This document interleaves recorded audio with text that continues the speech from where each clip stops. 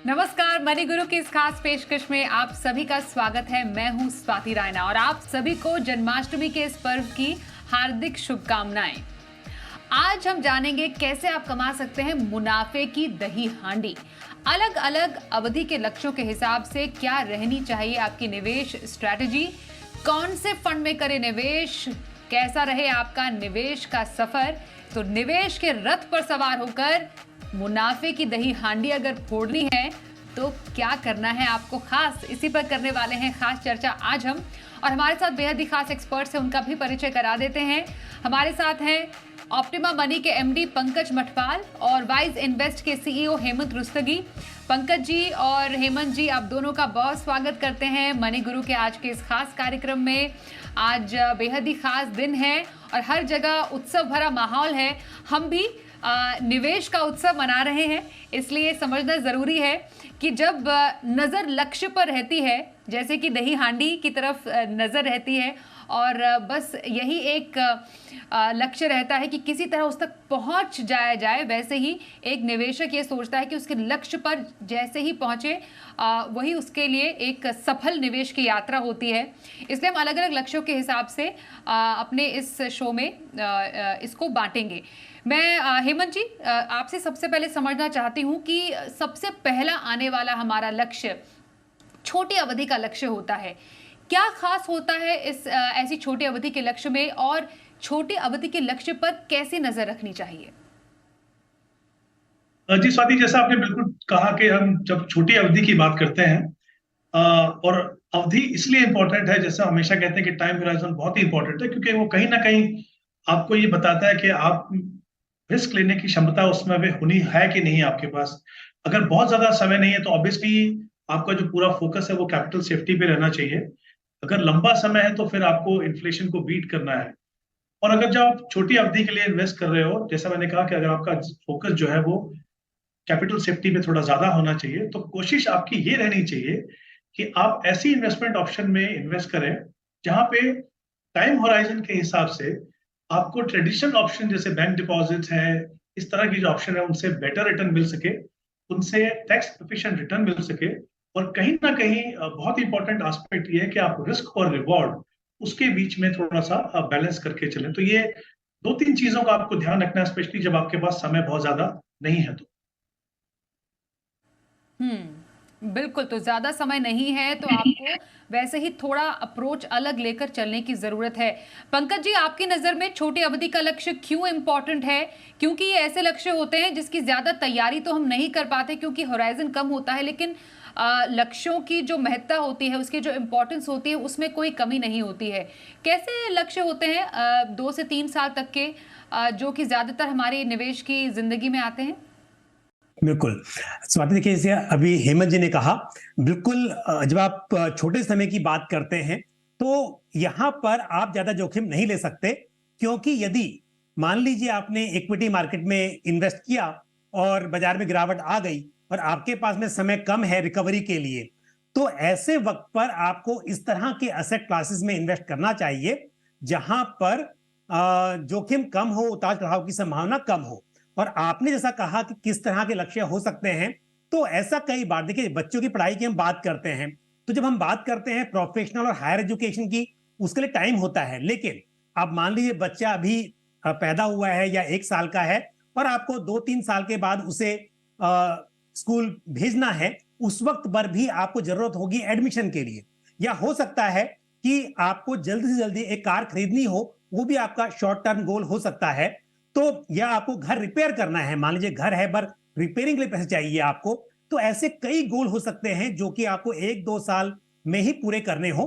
तो उस हिसाब से उस लक्ष्य के लिए आपको ऐसे एसेट क्लासेस में इन्वेस्ट करना चाहिए जहां पर कि उतार चढ़ाव की संभावना कम हो, भले ही रिटर्न्स कम हो, लेकिन जोखिम भी वहां पर कम होना चाहिए।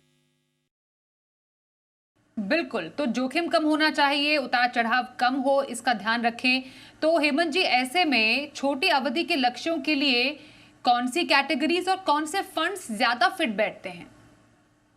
देखिए, जैसे स्वाति मैंने पहले कहा कि टाइम होराइजन में बहुत ज्यादा क्लैरिटी चाहिए, क्योंकि जब हम 2 से 3 साल की बात करते हैं तो अगर मान लीजिए 2 साल से कम है, तो जैसा कि हम जानते हैं कि बहुत सारे ऐसी ऑप्शंस हैं म्यूचुअल फंड के अंदर, जैसे अल्ट्रा शॉर्ट टर्म है, लो ड्यूरेशन फंड है, लिक्विड फंड है, या फिर डेट में अगर हम देखें तो शॉर्ट टर्म फंड है। बट अगर हम बहुत क्लियर है कि हमें 2 से 3 साल, यानी मान लीजिए अगर 3 साल का हमारे पास समय है और थोड़ी सी फ्लेक्सिबिलिटी है अगर टाइम होराइजन में, और हम चाहते हैं कि रिस्क और रिवॉर्ड के बीच में बैलेंस भी रहे और हमें रिटर्न जो है वो टैक्स एफिशिएंट और थोड़े से बेटर रिटर्न मिले जो हमें डेट या जो ट्रेडिशनल ऑप्शन से मिलते हैं, तो मुझे लगता है 2 कैटेगरीज हैं जहां पे ऑब्वियसली उसके जो रिस्क है, अटेंडेंट रिस्क, उसको थोड़ा समझने की जरूरत है। लेकिन जैसा हमने पहले कहा कि फोकस थोड़ा वहां पे भी होना जरूरी है। 2 कैटेगरी है मुझे लगता है जहां पे अगर आप थोड़ा बेटर रिटर्न चाहते हैं, स्पेशली अगर आपका टाइम होराइजन 3 साल के करीब है, तो कंजर्वेटिव हाइब्रिड फंड, ये जो फंड्स है इसमें प्रीडोमिनेटली पैसा जो है डेट में जाता है और कुछ हिस्सा जो है वो इक्विटी में जाता है। दूसरी कैटेगरी रहेगी इक्विटी सेविंग, जहां पे इक्विटी, आर्बिट्राज और डेट तीनों का ऑप्शन रहता है, और इस तरीके से रहता है कि इक्विटी और आर्बिट्राज में करीब 65% या उससे ज्यादा का ऑप्शन रहता है। आर्बिट्राज उतना ही सेफ है जितना डेट है, डेट तो एक तरफ है ही। इसमें फायदा सिर्फ ये है कि इक्विटी सेविंग में आपके जो टैक्सेशन है, जैसा मैंने पहले भी कहा कि टैक्सेशन पे ध्यान रखना है, वो इक्विटी का है, यानी 1 साल के बाद जो भी कैपिटल गेन होगा उसमें आपको सिर्फ 10% टैक्स पे करना है। अगर आप हायर इनकम टैक्स ब्रैकेट में, तो ये आपके लिए बहुत इंपॉर्टेंट है।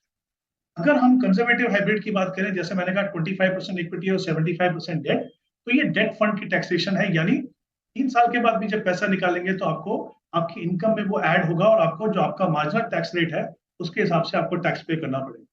इन कैटेगरीज के मैं कुछ फंड बता देता हूँ जो निवेशक उनको कंसिडर कर सकते हैं। अगर मैं कंजर्वेटिव हाइब्रिड की बात करूं, तो वहां पे जैसे एचडीएफसी का हाइब्रिड डेट हो गया, कोटक डेट हाइब्रिड और एसबीआई डेट हाइब्रिड, ये 3 फंड्स हैं जिन तीनों में करीब करीब 25% इक्विटी में और बाकी 75% डेट में है। इक्विटी सेविंग की अगर मैं बात करूं, तो वहां पे कोटक इक्विटी सेविंग बहुत अच्छा फंड है, एचडीएफसी इक्विटी सेविंग और एसबीआई इक्विटी सेविंग।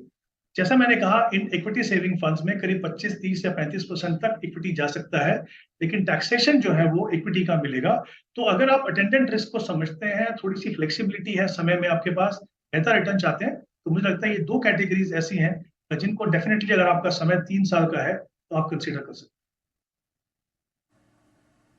ओके तो हेमंत जी की नज़र में कंजर्वेटिव हाइब्रिड फंड और इक्विटी सेविंग्स फंड्स 3 साल के जो अवधि है उसके हिसाब से एक अच्छी पसंद हो सकती है।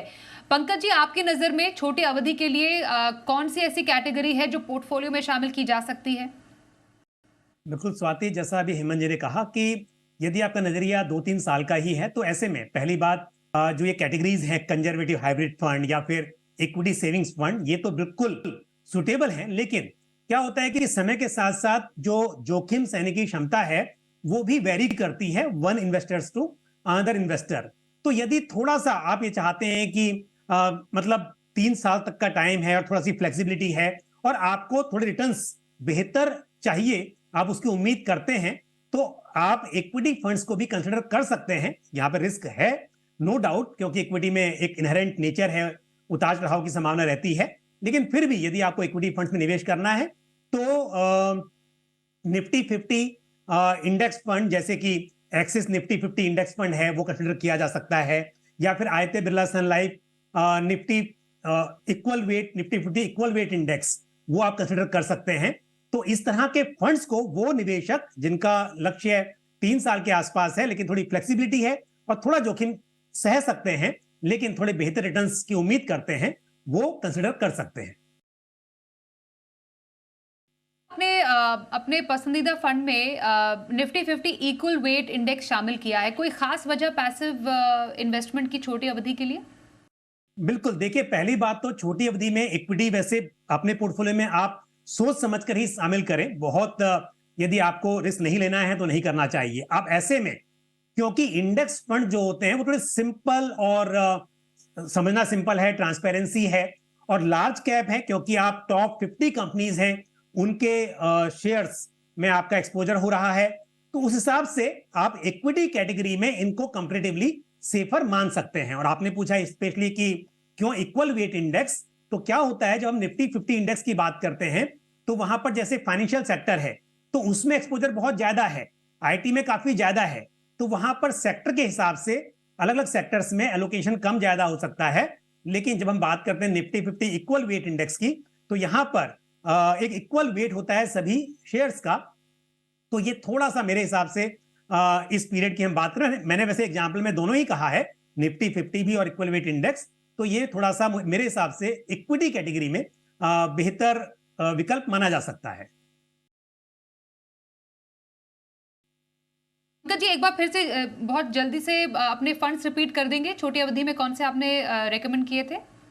बिल्कुल, 2 से 3 साल की हमने बात की है, तो यहाँ पर एक्सिस निफ्टी 50 इंडेक्स फंड और Aditya Birla sun life Nifty 50 equal weight index. और स्वाति, एक बात और ऐड करूंगा, देखिए हमने यहाँ पे बात जो की सिर्फ हाइब्रिड की बात की, इक्विटी की बात की, लेकिन यदि नजरिया मान लीजिए 2 साल का या 3 का भी नहीं है, तो ऐसे में आप एक शॉर्ट ड्यूरेशन फंड भी कंसिडर कर सकते हैं, जैसे Mirae Asset ultra short duration fund है, वो भी कंसिडर किया जा सकता है। ओके, तो ये रहे पंकज जी के ओर से उनके पसंदीदा कैटेगरी और फंड। आइए अब छोटी अवधि से निकलकर मध्यम अवधि के लक्ष्य की तरफ पहुंचे, जो लगभग 5 साल तक का लक्ष्य होता है, 3 से 5 साल के इसको हम समझते हैं। ऐसे लक्ष्य की क्या इंपॉर्टेंस होती है हमारी लाइफ में हेमंत जी, और कैसे ऐसे लक्ष्यों की तैयारी की जा सकती है? स्वाति, जैसा आपने कहा, हम बात कर रहे हैं मीडियम टर्म की, तो ऑब्वियसली बहुत कम समय भी नहीं है, बहुत ज्यादा समय भी नहीं है। तो यहाँ पे अगेन इस तरह की स्ट्रेटेजी होनी चाहिए कि थोड़ा ध्यान हमारा सेफ्टी पे भी हो और थोड़ा ध्यान हमारा ग्रोथ पे भी हो, क्योंकि उतना समय है, क्योंकि हम टाइम होराइजन 3 से 5 साल की बात कर रहे हैं। तो अगर आप लोअर एंड में मान लीजिए 3 साल में या 5 साल में, और मैं हमेशा फिर से कहूंगा, चाहे शॉर्ट टर्म हो चाहे मीडियम टर्म हो, जब भी आप किसी मार्केट लिंक प्रोडक्ट में इन्वेस्ट करें तो हमेशा एक चीज का ध्यान रखिए कि थोड़ी सी टाइम होराइजन में फ्लेक्सिबिलिटी रखिए, क्योंकि थोड़ा सा भी अगर एक्सपोजर आपका इक्विटी में है और उस समय पे अगर मार्केट थोड़ी वॉलेटाइल है, थोड़ा सा समय दीजिए अपने आप को मार्केट को सेटल होने तक, जिससे पहले आप विड्रॉ करें। और कई बार ऐसा भी होता है कि किसी गोल के लिए आपको पैसा चाहिए, आपको लगता है कि मेरे पास 5 साल का समय है, लेकिन वो पैसा रिक्वायर्ड होता है ओवर द नेक्स्ट 2-3 ईयर्स। उतनी फ्लेक्सिबिलिटी आप रखें, तो मुझे लगता है मीडियम टर्म के गोल जो है वो इंपॉर्टेंट गोल हो सकते हैं। और यहाँ पे आपके पास एक अपॉर्चुनिटी है कि आप सेफ्टी के साथ साथ अपने आप को एक अपॉर्चुनिटी दें कि आप अच्छे रिटर्न यहाँ पे कमा सकें। तो अगेन मुझे लगता है यहाँ पे हाइब्रिड फंड्स एक अच्छा रोल प्ले कर सकते हैं।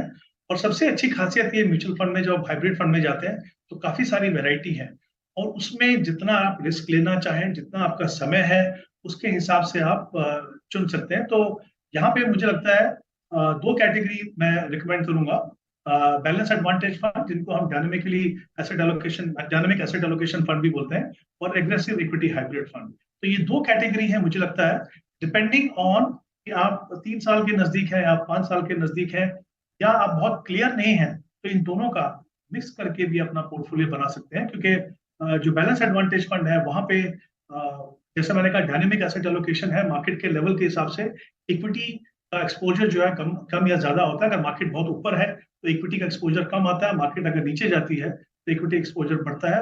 और एग्रेसिव इक्विटी हाइब्रिड फंड में मिनिमम 65% पैसा इक्विटी में जाता है। तो दोनों का मिक्स, जैसा मैंने कहा, कितना आपके पास समय है, किस तरह के आप निवेशक है, और कितनी फ्लेक्सिबिलिटी है, उनको ध्यान में रखते हुए या तो इन दोनों का मिक्स या फिर दोनों में से एक कैटेगरी चुन के आप अपना पोर्टफोलियो बना सकते हैं।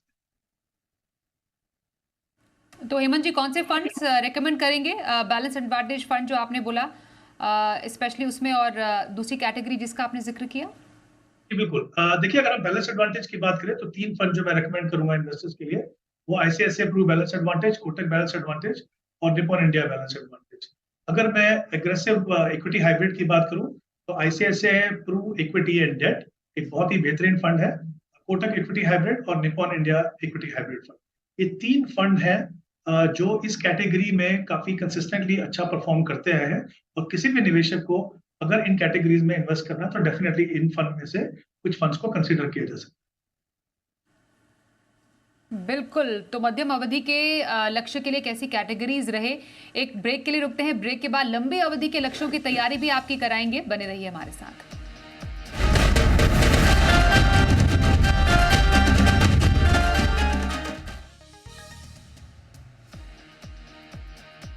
तो आज हम खास तैयारी आपकी करा रहे हैं आपके अलग अलग लक्ष्यों के लिए। मुनाफे की दही हांडी हमारा मनी गुरु का जन्माष्टमी स्पेशल एपिसोड है। हमारे साथ पंकज मटपाल और हेमंत रुस्तगी है। मध्यम अवधि के लक्ष्य मतलब 3 से 5 साल तक के लक्ष्यों के लिए कैसी रही आपकी तैयारी? मैं पंकज जी आपसे जानना चाहती हूँ, आपकी नज़र में मध्यम अवधि के लक्ष्य जो हैं वो किस तरीके के स्ट्रैटेजी से साधे जा सकते हैं? बिल्कुल, देखिए स्वाति, 3 से 5 साल का वक्त ऐसा है कि हालांकि यहाँ पर थोड़ा रिस्क लिया जा सकता है। आप हाइब्रिड फंड्स में यहाँ इन्वेस्ट कर सकते हैं।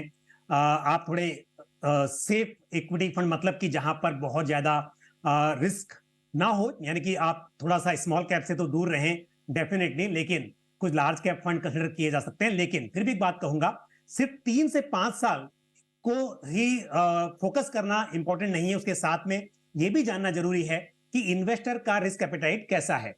तो मान लीजिए 3 से 5 साल करना है, लेकिन आपको इक्विटी में नहीं करना है, तो आप डेट फंड भी कंसिडर कर सकते हैं। और यहां पर कॉर्पोरेट बॉन्ड फंड्स जो होते हैं वो कंसिडर किए जा सकते हैं। तो ऐसे निवेशक जो इक्विटी का रिस्क नहीं लेना चाहते, उनके लिए जैसे ICICI prudential corporate bond fund है, इस तरह के फंड को शामिल किया जा सकता है। लेकिन उससे आगे बढ़ के यदि आप चाहते हैं कि हाइब्रिड फंड में आप इन्वेस्ट करें, तो बैलेंस एडवांटेज फंड डेफिनेटली यहां पर एक बहुत सुटेबल कैटेगरी है। तो आप उसमें निवेश करें। और यहां पर कुछ फंड्स के नाम अभी हेमंत जी ने बताए। उसके अलावा जैसे एचडीएफसी बैलेंस एडवांटेज फंड है, वो भी कंसिडर किया जा सकता है। तो ये कैटेगरी बहुत सही है। अगेन, आपका लक्ष्य मान लीजिए 5 साल का है, हम 3 से 5 की बात कर रहे हैं, और रिस्क एपेटाइट आपका ज्यादा है, आपको इक्विटी में निवेश करना है, आप हाइब्रिड में नहीं चाहते हैं, तो यहां पर आप large and mid cap funds को भी कंसिडर कर सकते हैं।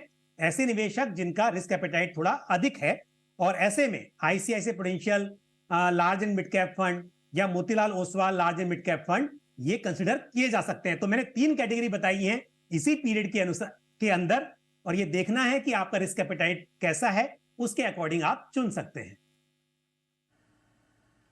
बिल्कुल। हेमंत जी, एक कैटेगरी ऐसी है जिसमें अब तीनों एसेट क्लास का समावेश है। क्या मल्टी एसेट कैटेगरी जो है वो मीडियम टर्म के लक्ष्यों के लिए सही फिट बैठती है, जिसमें आप डेट और इक्विटी के साथ थोड़ा गोल्ड का एक्सपोजर भी ले सकते हैं?